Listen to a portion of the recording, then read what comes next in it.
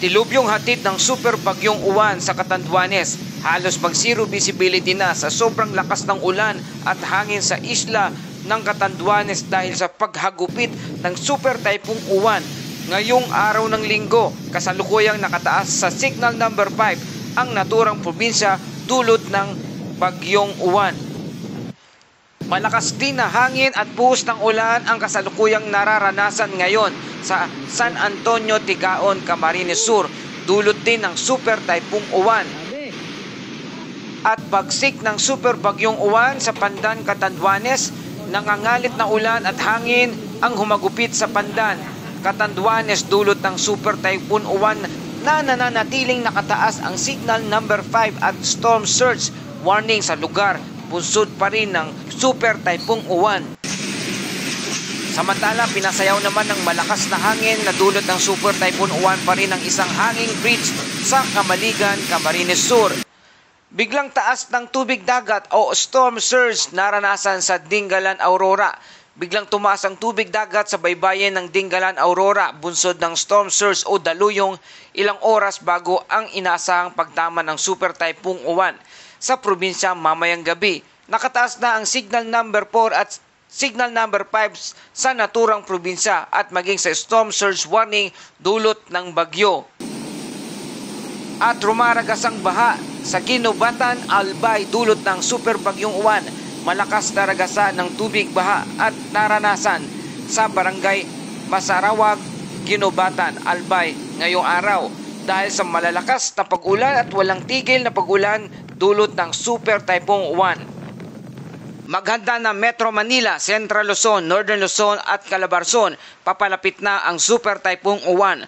Mula ngayong hapon mararamdaman na ang bagsik ng bagyong Uwan at pinakamararamdaman mamayang gabi hanggang Lunes ng madaling araw. Sa ating mga kababayan, siguraduhin ang handa na po ang lahat at nakalikas na po ang mga dapat lumikas dahil mahirap pong kalaban ang super bagyo sa gitna ng dilim at sa gitna ng pagbayo at lakas na dala ng hangin nito. Mga kababayan, nagpapatuloy ang matinding pananalasa ng super typhoon Uwan habang tinatamaan ang Bicol Region, partikular ang Camarines Norte at Catanduanes at inaasahang maglalandfall sa Aurora Province ngayong gabi o mamayang madaling araw ng Lunes. Magandang araw Pilipinas, ito ang Pilipinas Weather ngayon. Narito na ang ating update sa panahon, ang lagay ng bansa at update sa super typhoon Uwan. Kung bago ka lang sa ating channel, please like, share, and subscribe para lagi ka updated sa panahon. Salamat sa iyong suporta. Mga kababayan, ang mata ng Super Typhoon Uwan ay huling namataan 100 km hilagang silangan ng Daet, Camarines Norte. May lakas na ito na taglay na hangin na umaabot sa 185 km per hour at may pagbugso na umaabot na po ng 230 km per hour. Ang lawak ng hanging malakas ay umaabot sa 900 km mula sa sentro. Kumikilos ito pakanluran, hilagang kanluran sa west-northwest sa bilis na 30 km per hour. Ayon sa forecast track, tatawid sa Calaguas at Pulilio Island ngayong hapon o kaya mamayang gabi at maglalandfall naman ito sa Aurora Province mamayang gabi o kaya Lunes ng madaling araw. Tatawid naman ito sa Northern Luzon at lalabas ng bansa patungong Taiwan Strait sa Miyerkules. Mga kababayan, wind signal number 5 ay nakataas na sa mga bahagi ng Camarines Norte, Camarines Sur, Aurora at Catanduanes na nangangahulugang extreme threat to life and property. Mga kababayan, halos buong Luzon ay nasa ilalim na ng mga wind signal. Ang sentro ng bagyong Uwan, napakalaki at lawak ng epekto nito. Halos 900 kilometro ang abot ng malalakas na hangin at ang pattern ng kilos nito ay kahawig sa Super Typhoon Rolly noong taong 2020 at bagyong Ulysses noong taong 2020 rin na parehong nagdulot ng malawakang pagbaha at pinsala. Narito ang ilang mga lugar na kung saan nakapaloob sa Tropical Cyclone Wind Signal. Signal number 5 na merong typhoon force wind na umaabot sa 185 km per hour o higit pa. Ang apektadong lugar ay sa hilagang bahagi ng Camarines Norte at Camarines Sur, hilagang Catanduanes, gitnang bahagi ng Aurora, Baler, San Luis, Dipaculao, Maria, Aurora, Pulilo Island, hilagang bahagi ng Nueva Ecija, Quirino, Nueva Vizcaya. Kung kayo po ay nasa mga lugar na ito, mga kababayan, ito na po ang pinakamapanganib na yugto ng bagyo. Kung hindi pa kayo nakalikas, makipag-ugnayan agad sa inyong mga barangay o MDRRMO. Ang signal number 4 naman po na mayroong severe threat Sa mga lugar ng Benguet, Ifugao, Aurora at natitirang bahagi, Pangasinan, La Union, Ilocos Sur, Southern, Bulacan, Northern and Eastern Bulacan, Quezon, Northern and Eastern, Camarines Sur at Camarines Norte sa Cambuan, Catanduanes at buong isla. Ang signal number 4 ay nagdadala ng mapaminsalang hangin at malalakas na ulan, maaring matumba ng mga puno, poste at makasira ng bubong. Mag-ingat at manatili sa loob ng matitibay na gusali. Signal number 3 naman, strong to storm force wind sa Metro Manila, Cavite, Batangas, Laguna, Rizal, Marinduque, Sorsogon, Albay, Quezon at ilang bahagi ng Northern Samar.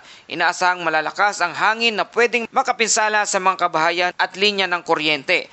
Sa NCR o National Capital Region at Calabarzon, maging alerto po kayo at posibleng makakaranas ng blackout at pagbaha. At para sa ating coastal flooding and storm surge, babala ng Pag-asa, posibleng umabot sa 3 metro pataas ang storm surge sa mga baybaying lugar ng Cagayan, Isabela, Aurora, Zambales, Bataan, Pampanga, Metro Manila, Cavite, Batangas, Quezon, Camarines Norte, Catanduanes, Albay, Sorsogon at Northern Samar.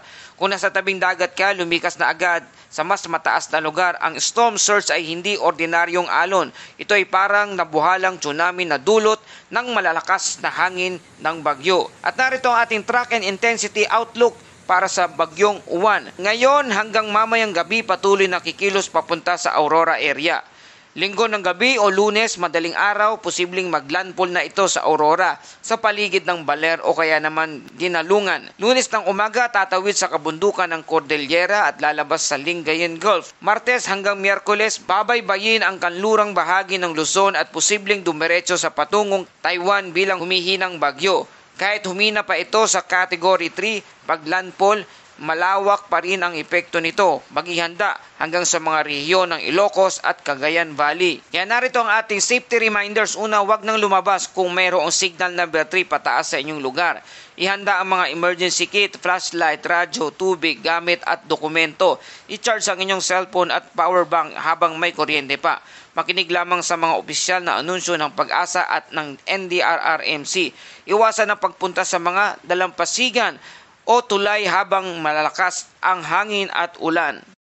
At para sa ating Bible verse of the day mula sa Psalms 46 verse 1, God is our refuge and strength, an ever-present help in troubles. Sa gitna ng unos, huwag tayong mangamba. Ang Diyos ang ating matatag na kanlungan. Manatili tayong ligtas at manalangin at magtulungan. At narito ang ating summary. Super Typhoon Uwan o may international name na Fong Wong na nagkaroon ng intensity umaabot sa 185 km per hour at may pagbugso na umaabot na ng 230 km per hour. Kumikilos ito sa bilis na 30 km per hour at posibleng maglandfall na sa bandang Aurora mamayang gabi o kaya bukas ng madaling araw. Widespread heavy rain, storm surge at destructive wind expected na po natin sa mga lugar na dadaanan ng bagyong Uwan. Mga kababayan, ito na ang huling yugto ng bagyo. Bago tumama ang bagyong Uwan sa kalupaan, huwag nang maghintay pa, kumilos na para sa kaligtasan ng pamilya. Para sa tuloy-tuloy na coverage ng bagyong Uwan, manatiling nakatutok dito sa Pilipinas Weather Ngayon. Huwag kalimutang i-like, i-share at i-subscribe ang ating channel para lagi kang updated sa panahon. Salamat sa inyong patuloy na pagtangkilik at pagtutok dito sa ating channel. Ito ang Pilipinas Weather Ngayon na lagi nagpapaalala, maging handa, maging ligtas, maging alerto. Ingat tayong lahat.